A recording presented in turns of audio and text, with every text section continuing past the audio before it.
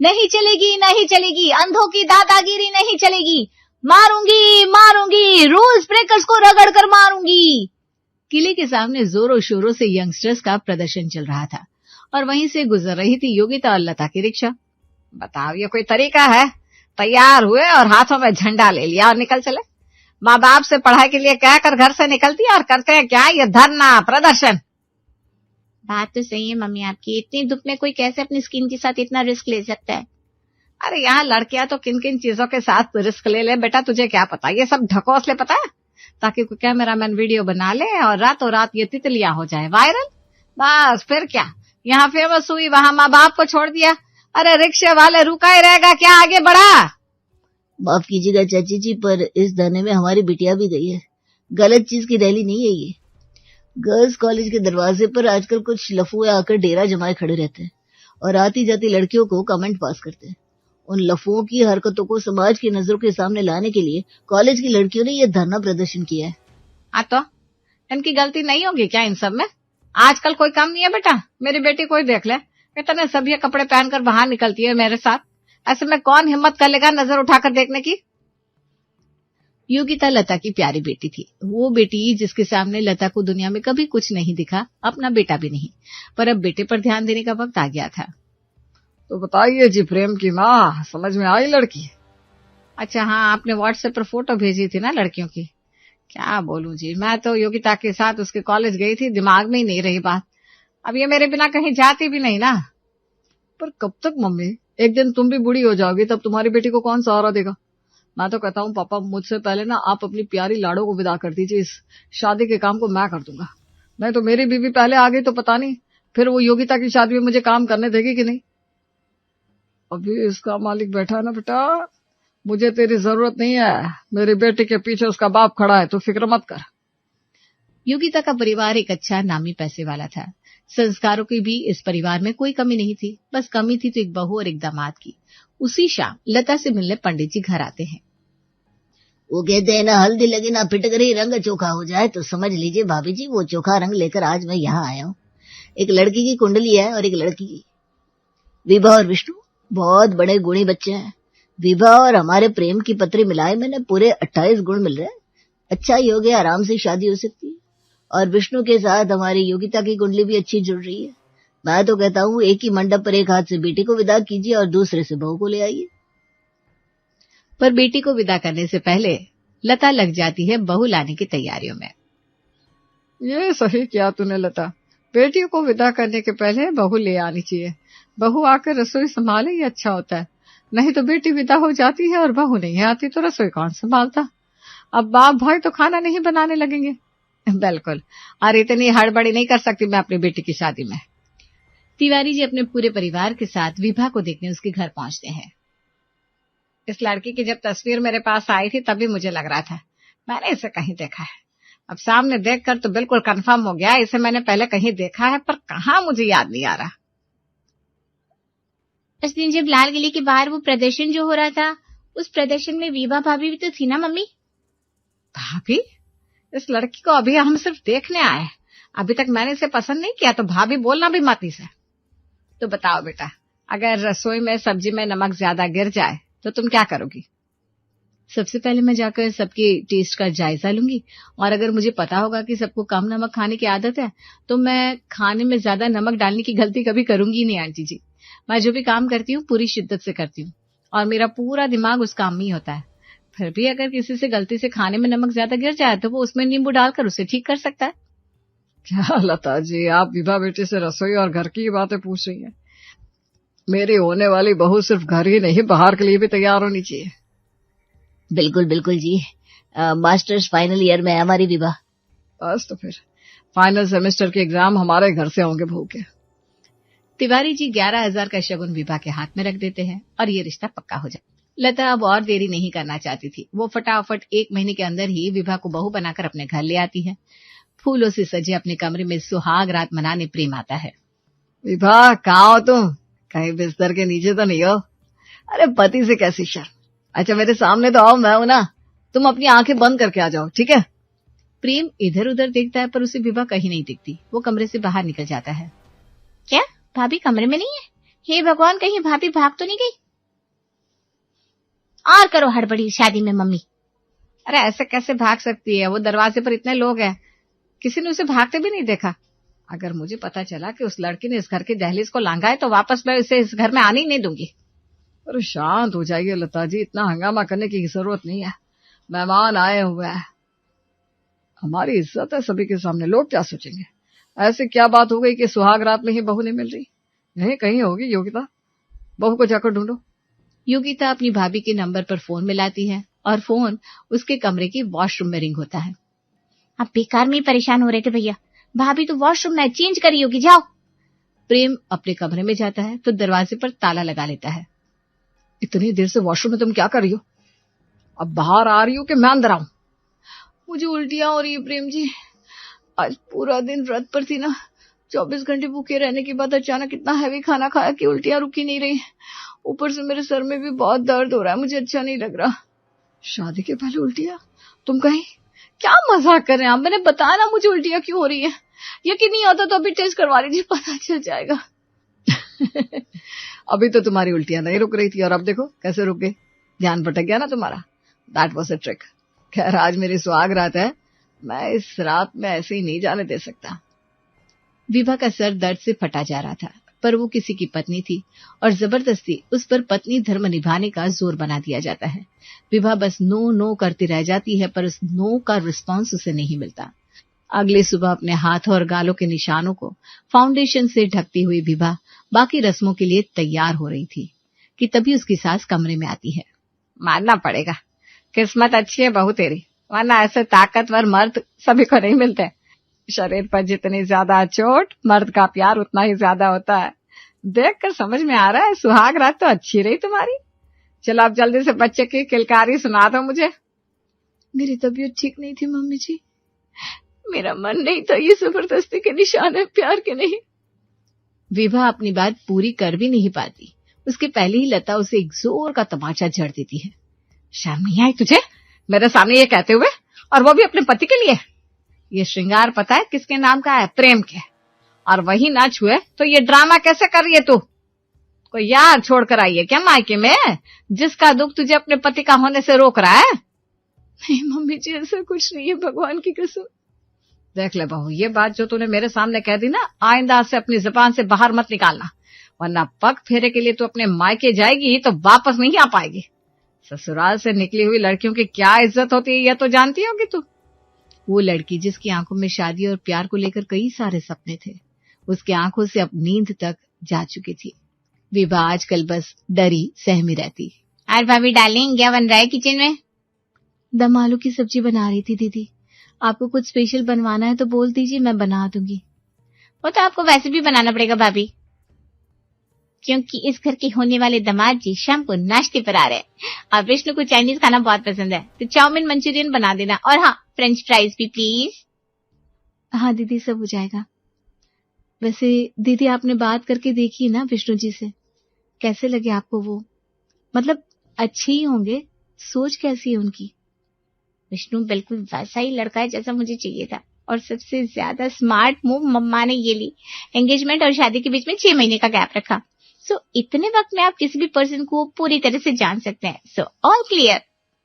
शाम को विष्णु जैसे ही आता है, लता के साथ नौकर चाकर और बाकी सभी विष्णु की आवभगत में लग जाते हैं। अरे नहीं नहीं मम्मी जी, इतनी खातिर क्यों करी आप मेरी? ये मेरा घर नहीं है क्या? और भाभी आप क्या कब से कभी किचन में भाग रही हैं, कभी कमरे में? आप सब बैठिए, ऐसा नहीं चलेगा। आप ये क्या कह रहे हैं विष्णु जी?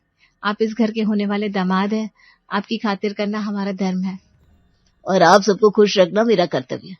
यूं तो हमारी सगाई हो गई है, पर योगिता जी को मेरे साथ अकेले मूवी देखते जाने में शर्म आ रही थी, इसलिए मैंने सोचा आप सभी के लिए मूवी की टिकट ले आओ, तो आज हम सब मूवी जाएंगे। हम लोगों का तो ठीक है बेटा, पर बहू जाकर क्या करेगी? बेचारा प्रेम रात को थका हार आएगा और अपनी बीवी को नहीं देखेगा तो नाराज हो जाएगा। योगिता को यहीं छोड़ देते हैं, वो घर देख लेगी, हम सब चलते हैं। घर पूरी तरह खाली था और घर पर अकेली बैठी विभा के हाथ पैर थर थर आ रहे थे। सोने की एक्टिंग करूं क्या? अगर वो आएंगे और मुझे सोता हुआ देखेंगे तो शायद आज मुझे छोड़ दे। विभा खुद से ये कहती है कि तभी पीछे से प्रेम आ जाता है। चलो अंदर। बार बार इतना प्रेशर मेरा शरीर नहीं सह पा रहा है, 2 दिन में मेरी तबीयत जरा खराब थी तो मैंने डॉक्टर को दिखा। उन्होंने कहा कि कुछ दिनों के लिए अगर हम दोनों परहेज में रहे तो। अच्छा, पति से परहेज? और ऐसी क्या ज्यादती कर रहा हूं मैं तुम पर कि तुम्हारी तबीयत ठीक नहीं रहती? तुम्हारे मायके से अच्छा घर है यहाँ, उससे ज्यादा सुविधाएं हैं, खाने को सब कुछ है। पर मुझे लगता है तुम जानबूझकर मेरे दिमाग में शक का बीज पैदा करना चाहती हो। किसी और के लिए अपने आप को बचाना है क्या? तो बता दो ना। विभा एक 23 साल की लड़की थी जिसके लिए ये सब कांस्टेंट टॉर्चर की तरह हो गया था। वो रोज विटामिन की गोलियां खाती तब भी उसका शरीर टूटता ही रहता। लुक एट यू विभा, पूरे 8 किलो वजन कम हो गया है तुम्हारा। आंखों के नीचे काले गड्ढे आ गए हैं और तुम हो कि मुझसे दर्द की दवा मांग रही हो। मेरी ननद की शादी है मैम, घर पर बहुत काम है, मेरे सर पर माँ बनने का प्रेशर भी है, मैं रुक नहीं सकती, आराम नहीं कर सकती। ये ससुराल वाले, उफ, ये लोग इतनी सिंपल सी बात क्यों नहीं समझ पा रहे कि ऐसी हालत में अगर तुम माँ बन भी गई तो 1 महीने से ज्यादा बेबी को कैरी नहीं कर पाओगी। मिसकैरेज के चांसेस है क्योंकि तुम अभी फिजिकली फिट नहीं हो। तुम्हारे बॉडी को रेस्ट की जरूरत है ताकि वो खुद को हील कर सके। उसके बाद तुम आराम से बच्चा प्लान कर सकती हो। फिलहाल खुद पर ध्यान दो और किसी दर्द की दवा बिल्कुल मत लो। आई नो तुम्हारी ननद की शादी है, पर तुम्हारी हेल्थ भी तो इम्पोर्टेंट है ना। विभा के पास कोई ऑप्शन नहीं था। वो डॉक्टर की बात को इग्नोर करते हुए फिर से अपने ससुराल को संभालने में लग जाती है। धूमधाम से योगिता की शादी विष्णु से हो जाती है। एक रोज विभा की माँ उससे मिलने आती है। ये क्या हालत बना रखी है तूने अपनी? समदन जी कह रही थी दामाद जी की आंखों के नीचे गड्ढे रहने लग गए क्योंकि तुम उनकी जरूरतों को पूरी नहीं कर पा रही हो। ये समझ ले बेटा, अगर पत्नी पति को सुख नहीं दे पाती तो वो सुख के लिए कहीं और जाने लगता है। जीवन में दूसरी औरत को ला कर मानेगी क्या तू? मुझे लगा था तुम मुझसे मिलने आई हो माँ, पर तुम तो खैर क्या खाओगी बताओ। ये बात घुमाने की कोशिश मेरे सामने बिल्कुल मत करना विभा। कोई नई पढ़ाई पढ़ ली है क्या तूने जो मर्दों में इंटरेस्ट नहीं रह गया? पहले तो बड़े लड़कों से बात करती थी। पता था मुझे कि आप मुझे नहीं समझेंगे, इसीलिए इस सब के बारे में मैंने आपको कुछ बताया नहीं। और ऐसा नहीं है कि मुझे लड़के पसंद नहीं है या मैंने किसी को धोखा दिया है, बिल्कुल भी नहीं। शादी से मेरी भी कई उम्मीदें थी। सन्यासी लेना होता मुझे तो मैं शादी के लिए हाँ ही क्यों करती मम्मी। पर हर चीज का एक तरीका होता है। ऐसे तो कच्चे चावल भी खाए जा सकते हैं, पर तुम क्या कहती हो, पहले उसे भिगोकर रखा जाता है, उसके बाद में उबाला जाता है, फिर घी मिलाकर खाया जाता है। वो तो जीवित भी नहीं है, पर मैं तो जीवित हूँ, मुझ में तो भावनाएं हैं माँ। अगर मैं बीमार हूँ या बार बार बीमार हो रही हूँ इन चीजों के कारण, तो क्या मेरे पति को समझना नहीं चाहिए कि एक दिन के लिए मुझे इस रोज रोज की चाकरी से छुट्टी नहीं मिल सकती? और मेरे इन हालातों में ना कहने को तुम लड़कों में इंटरेस्ट की कमी समझती हो, तो यही सही। विभा बिल्कुल वही करती जो प्रेम उसे करने को कहता, फिर भी उसे ताने ही सुनने को मिलते। इतना वक्त हो गया बहू, बच्चा नहीं ठहरा, कहीं बांझ तो नहीं है ना तू? मैं कोशिश कर रही हूँ मम्मी जी। तभी हॉल से योगिता की चीखने की आवाजें आती है। Mummy, mummy. सभी भागते हुए हॉल में पहुंचते हैं और देखते हैं योगिता फूट फूट कर रो रही है। क्या हो गया बेटा, तू इसे रो क्यों रही है? और दामाद जी तेरे साथ क्यों नहीं है? सब ठीक तो है ना? पापा कहाँ है मम्मी, भाई कहाँ है? वो दोनों तो साइड पर गए बेटा। तू बता दामाद जी कहाँ है? तेरे ससुराल में कुछ हुआ है क्या?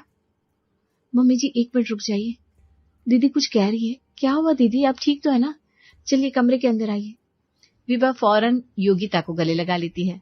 अपनी भाभी के सीने से लगते ही योगिता कहती है, मैं कोई सामान हूँ क्या मम्मी?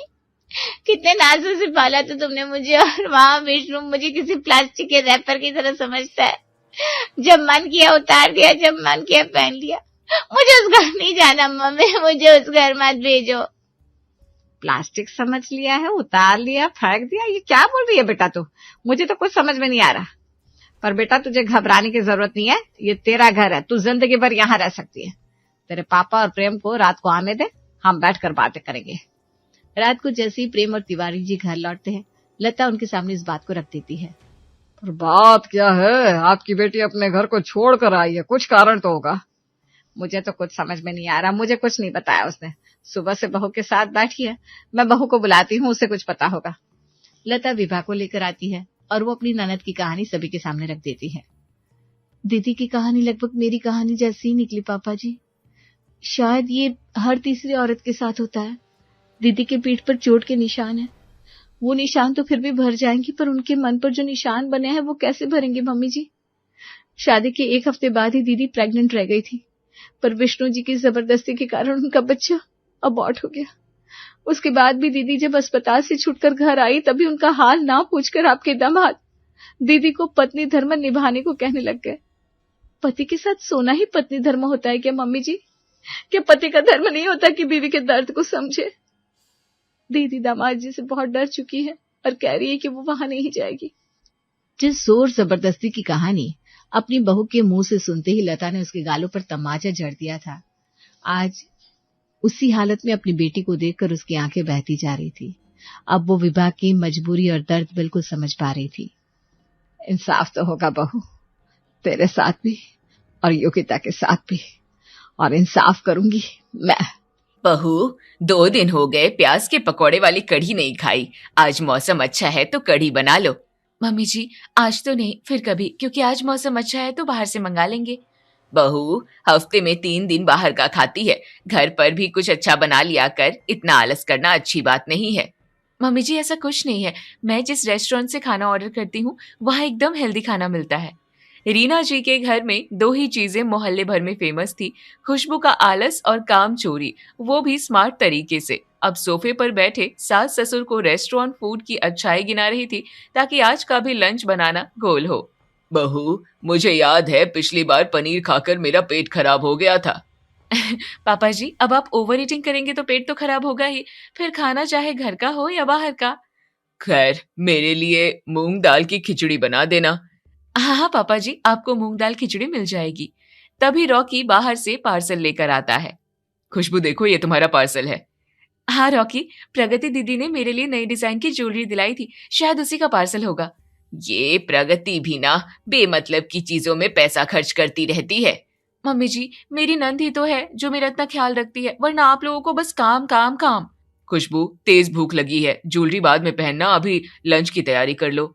फिर क्या, हल्का बारिश का मौसम, खुशबू आराम से फोन पर उंगलियां घुमाती है और बाहर से खाना ऑर्डर कर देती है।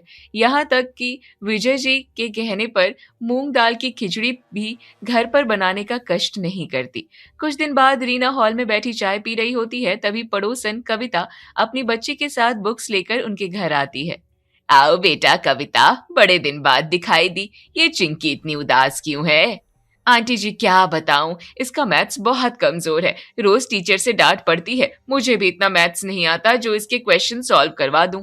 बेटा, तुम्हें अकेले ही घर और बाहर दोनों देखना पड़ता है, बिजी तो रहोगी ही। खैर, मैं क्या कर सकती हूँ। आंटी जी, आपकी खुशबू बहू ने बीएससी मैथ्स से किया है, अगर खुशबू इसे थोड़ी देर पढ़ा दे तो आपकी बहुत मेहरबानी होगी। अरे बेटा, इसमें मेहरबानी वाली क्या बात है, मैं अभी खुशबू को बुलाती हूँ। खुशबू बहू, खुशबू। खुशबू हाथ में फोन लिए आराम से बाहर आती है। मम्मी जी, आपने मुझे बुलाया? बहू, ये चिंकी बहुत परेशान है और कविता को इतना मैथ्स आता नहीं जो इसका होमवर्क करा दे। आपका मतलब मैं चिंकी का होमवर्क करा दूं? हाँ खुशबू आंटी, आप तो कितना अच्छा पढ़ा लेती हैं। पिछले साल आपने अरु को एग्जाम टाइम में मैथ्स प्रैक्टिस कराई थी, उसने स्कूल में टॉप किया था। मुझे भी थोड़ा सा समझा दीजिए। बेटा, इसके लिए आप ट्यूशन लगवा लो, क्योंकि एक दिन पढ़ने से कोई टॉप नहीं कर जाता है। खुशबू, आज के लिए इसका होमवर्क करा दो, बाकी आगे इसकी टीचर इसे समझा देगी। दीदी, मैं इसे पढ़ा देती, लेकिन मेरे सिर में तेज दर्द हो रहा है, इसलिए तो आराम कर रही थी। ऐसा करो, फिर कुछ देर बाद इसे भेज देंगे, तब पढ़ा देना। दीदी, मैं आपको एक ऐप बता देती हूँ जहाँ पर कुछ रुपए का सब्सक्रिप्शन लेकर चिंकी सारे क्वेश्चन सॉल्व कर सकती है। खुशबू, सब्सक्रिप्शन तो दूर की बात है, अभी तो मेरे फोन में रिचार्ज भी नहीं है। चलो मम्मी, मैं खुद ही पढ़ लूंगी। हाँ बेटा, चल। कविता चिंकी का हाथ पकड़कर वहां से चली जाती है। बहू, सुबह का नाश्ता बनाने के बाद तू बराबर फोन चला रही है, अगर आधा घंटा चिंकी को पढ़ा देती तो क्या हो जाता? मम्मी जी, मैं ऐसे सरदर्द नहीं कहती, चिंकी को पढ़ाने से मुझे क्या फायदा? हर चीज में फायदा नहीं देखते बहू। मम्मी जी, आजकल जमाने में कुछ भी फ्री में नहीं मिलता। खुशबू से कोई भी बिना फायदे के काम करा लो, ना, इसके सीने में इमोशन नहीं, क्रेडिट कार्ड और पैसा बहता था। सभी लोग डाइनिंग टेबल पर बैठे खाना खा रहे होते हैं, तभी आज तो खाने में मजा आ गया। बहू, मैंने बड़ी मेहनत से साग काटा था और साग खाकर सारी मेहनत वसूल हो गई। आप लोगों को मजा आया और मेहनत वसूली, लेकिन मेरी तो मेहनत वसूल नहीं हुई। अच्छा खाना बनाने में कितने एफर्ट्स लगते हैं। ऐसे क्यों कह रही है बहू? बता तुझे क्या चाहिए? पापा जी, मेरा फोन पुराना हो गया है और कैमरा भी खराब है, तो फोटो और रील बनाने में बिल्कुल मजा नहीं आता। हाँ खुशबू, तुम नया फोन देख लो जो हमारे बजट में हो। मेरे फोन के लिए बजट देखा जाएगा? बहू, 15-20 हजार में बढ़िया कैमरे के स्मार्टफोन आ जाते हैं। इसी रेंज में देख ले, मैं दिला दूंगा। पापा जी, मैं फोन नहीं बल्कि आईफोन लेने की बात कर रही हूँ। बहू, तो इसमें बहस की क्या बात, तू आईफोन ले ले। मम्मी, आपको पता भी है आईफोन कितना महंगा आता है। सस्ता लोगे वो भी 1 लाख का आएगा। बहू, तू इतना बड़ा बड़ा सोचती है। इतनी तो मेरे बेटे की सैलरी नहीं है जितना महंगा तू फोन लेना चाहती है। मुझे आप लोगों से यही उम्मीद थी। मेरे लिए एक आईफोन नहीं ले सकते और चाहते हैं कि मैं रोज 56 भोग बनाऊं। बहू, गलती तेरी नहीं है, गलती भगवान की है जो तुझे महंगी चीजों का बुखार चढ़ाकर हमारे घर भेज दिया। खुशबू बिना कुछ कहे मुंह फुलाकर वहां से चली जाती है। अरे बहू, किचन और बर्तन ये तो समेटती जा। उसके लिए तो तुझे बहू को आईफोन दिलाना पड़ेगा। ओहो, अब तो बिग ड्रीमर खुशबू को आईफोन ही चाहिए था। घर वाले तो दिलाने से रहे। अब तो एक ही इंसान है जो खुशबू के सपने को पूरा कर सकता था। खुशबू अपनी नंद प्रगति को फोन लगाती है। हेलो दीदी, कैसी हो? हेलो प्रगति, मैं सही हूँ पर बहुत बिजी हूँ। अरे दीदी, क्या हुआ? आप बहुत परेशान लग रही हो। पूरे दिन घर का काम करूं और उसके बाद ये अरु, इससे एग्जाम्स आ रहे हैं तो इसका सिलेबस रिवीजन कराना, और इसके पापा की भी तबीयत सही नहीं है।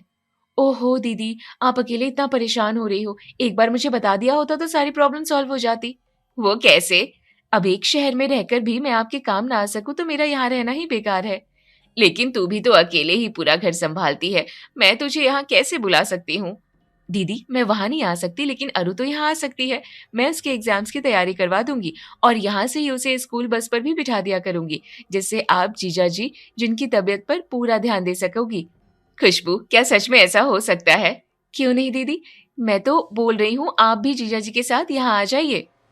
खुशबू, मैं तो नहीं, लेकिन आज अरु स्कूल से वहां पहुंच जाएगी। 1:30 बजे उसे स्टॉप से ले लेना। डोंट वरी दीदी, मैं उसका पूरा ख्याल रखूंगी। सच में मुझे वर्ल्ड की बेस्ट भाभी मिली है। दीदी, ऐसा कुछ नहीं है। खुशबू फोन काटकर माथा ठोकते हुए कहती है। नंदरानी से फोन करके आईफोन मांगने गई थी पर सरदर्द ले आई। अब अरु पूरा दिन दिमाग खाएगी। खैर, कुछ पाने के लिए कुछ खोना पड़ता है। दोपहर तक अरु खुशबू के साथ नानी के घर पर पधार जाती है। रीना जी तो सरप्राइज हो जाती है। उन्हें तो कानो कान खबर नहीं थी कि उनकी नातिन आने वाली है। नानी, नानी, मेरी लाडो, तुम अचानक से। खुशबू, तुम इसे स्कूल से ले आई, ये बात प्रगति को पता है? मम्मी जी, उन्हें पता है। दीदी के काम का बोझ हल्का करने के लिए इस बार भी अरु के एग्जाम की तैयारी मैं ही कराऊंगी। बहू, आजकल दामाद जी को फीवर आ रहा है। तूने अरु को यहाँ बुलाकर बहुत अच्छा किया। आ जाओ अरु, मैं तुम्हारे कपड़े चेंज कर दूं। नहीं मामी, मुझे भूख लगी है। मम्मा ने तो टिफिन में सिर्फ एक पराठा रखा था। अभी मुझे कुछ अच्छा खाना है। बेटा, कपड़े बदल ले, उसके बाद दाल चावल खा लेना। नो नानी जी, मुझे व्हाइट पास्ता खाना है, वो भी मामी के हाथ का। ये तो खुशबू तो बनाने से रही, नॉर्मल खाना बनाने के लिए तक नखरे करती है, ये पास्ता बनाएगी। मामी, आप मेरे लिए पास्ता बनाओगी ना? बेटा, तू कपड़े चेंज कर, मैं मार्केट जाकर बढ़िया पास्ता बनवा लाती हूँ। मम्मी जी, ये छोटी बच्ची है, इसे बाजार का अनहाइजीनिक पास्ता नहीं खिला सकते। आप इसके कपड़े चेंज कीजिए, मैं इसके लिए फटाफट व्हाइट पास्ता बना देती हूँ। ये सुनकर रीना हैरान हो जाती है। ठीक है बहू। फिर क्या, खुशबू कुछ छोटी गुड़िया पूरे घर में नाचती और खुशबू एक टांग से किचन से रूम और रूम से स्टडी रूम नाचती रहती।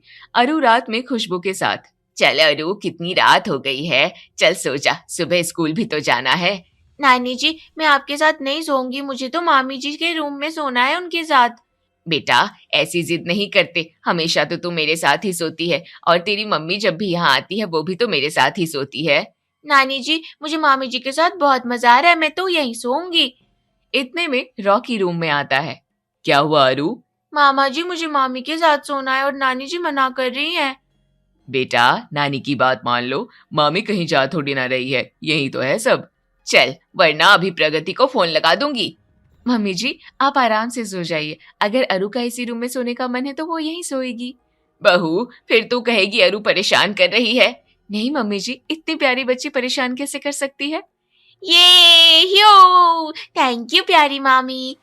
खुशबू की चमचागिरी उस पर ही भारी पड़ रही थी। अब रॉकी और खुशबू के बीच अरु आराम से सो रही थी, पर खुशबू की नींद तो जैसे हराम हो चुकी थी।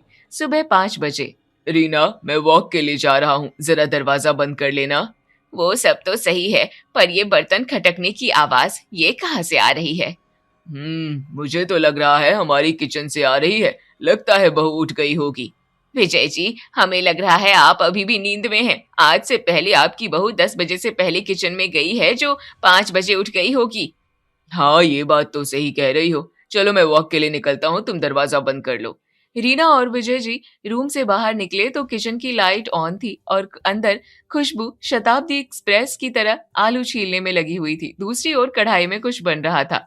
विजय जी और रीना जी हैरानी से किचन के अंदर गए। बहू, तू ठीक तो है? इतने टाइम किचन में कढ़ाई चढ़ी है और आलू छिल रही है, क्या बात है? मम्मी जी, अरु स्कूल जाएगी तो बस उसके लिए टिफिन की तैयारी कर रही हूँ। वो उठ जाएगी तो उसे तैयार करना पड़ेगा, इसलिए पहले टिफिन तैयार कर देती हूँ। उसके लिए इतनी जल्दी उठने की क्या जरूरत थी? 2 पराठे ही तो बनाने हैं, वो तो 10 मिनट में बन जाते। नाना पापा जी, अरु को आलू के पराठे, चीज बॉल्स और फ्रेंच फ्राइज खाने हैं, तो सब बना कर दूंगी। विजय जी, आज तो पश्चिम से सूरज निकल रहा है, हमारे लिए कभी पकौड़ी तक नहीं बनाई और भांजी के लिए इतना कुछ। कहीं कुछ दाल में काला तो नहीं है? ओ मम्मी जी, आप हर बात में तुलना और शक करती रहती हो। वो छोटी बच्ची, उसको मना थोड़ी ना कर दूंगी।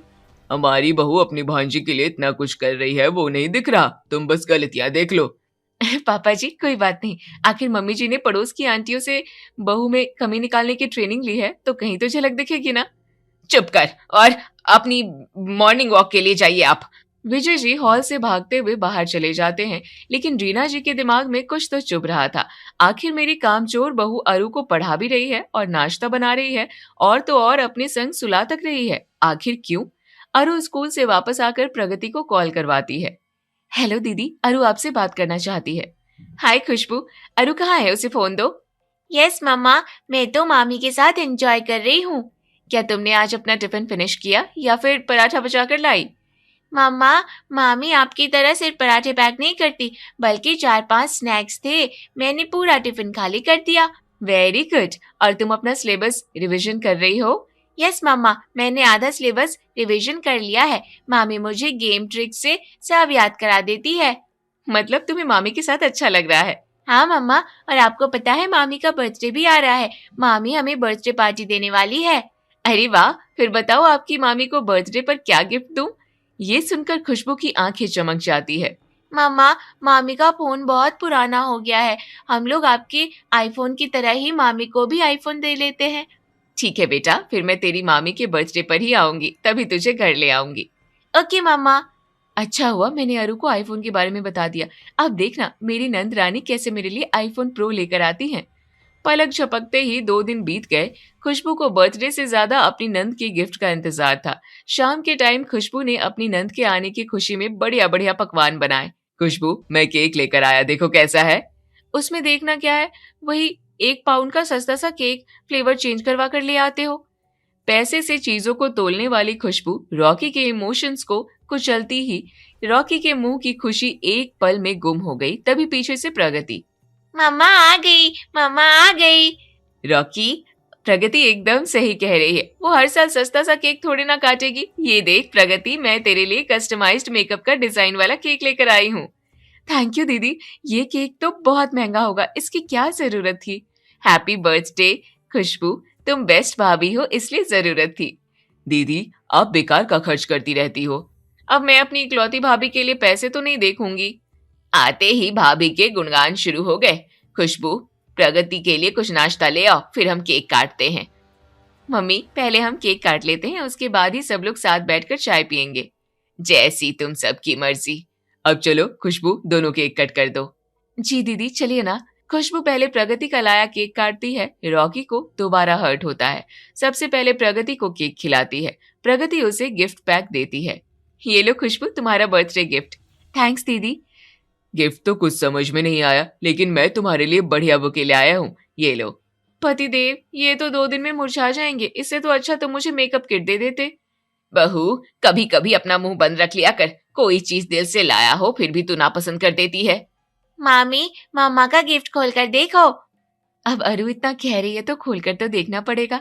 खुशबू पैकेट खोलते ही खुश हो जाती है। ओह माय गॉड, आईफोन, वो भी प्रो मॉडल का। तुम्हें पसंद आया ना? पसंद? दीदी, ये लेना तो मेरा ड्रीम था और आप मेरे मन की बात समझ गई। आपने तो मेरा बर्थडे सच में स्पेशल बना दिया। मेरी स्पेशल सी भाभी का बर्थडे स्पेशल तो होगा ही। खुशबू की मेहनत का फल उसे मिल गया और अगली सुबह नजारा कुछ अलग ही था। खुशबू जल्दी उठकर सुबह चाय नाश्ता बना रही थी। बहू, आज तू चाय बना रही है? दीदी को अदरक वाली चाय पसंद है, इसलिए मैंने सोचा सुबह सुबह उन्हें अदरक वाली चाय पिला दी जाए। एक चाय मेरे लिए भी बना लेना, आज तो नाश्ते में भी कुछ बढ़िया बना रही होगी। हाँ हाँ, पनीर पकौड़ा बना रही हूँ। खुशबू सभी को चाय देती है। आप सभी लोग चाय पीजिए, मैं पनीर पकौड़े बनाने के लिए पनीर और सामान लेकर आती हूँ। मम्मी, सच में खुशबू कितनी एनर्जेटिक है और सारा काम मिनटों में खत्म कर देती है। ये सुनकर रीना और रॉकी मुंह दबाकर हंसने लगते हैं।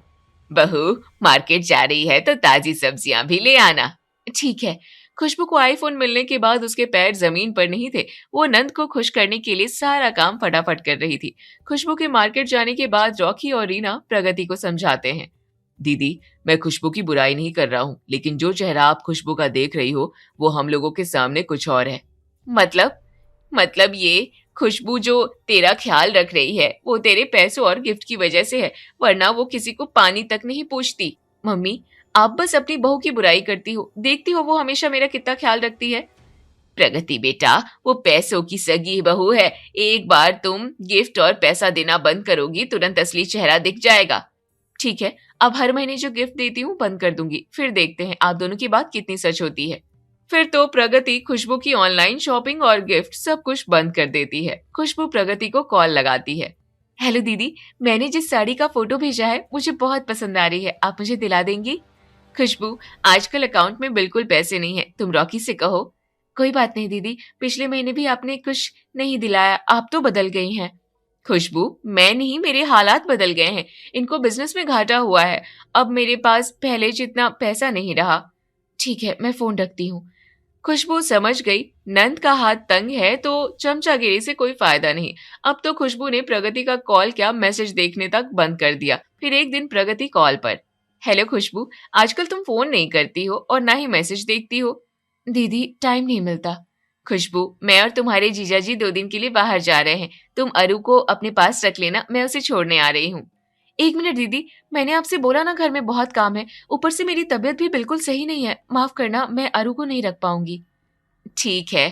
प्रगति तुरंत अपनी माँ को कॉल करती है। हेलो बेटा, खुशबू ने क्या कहा? मम्मी, आप सही कह रही थी, खुशबू को मुझसे नहीं बल्कि मेरे पैसों से प्यार था। उसने अरु को रखने के लिए तुरंत मना कर दिया।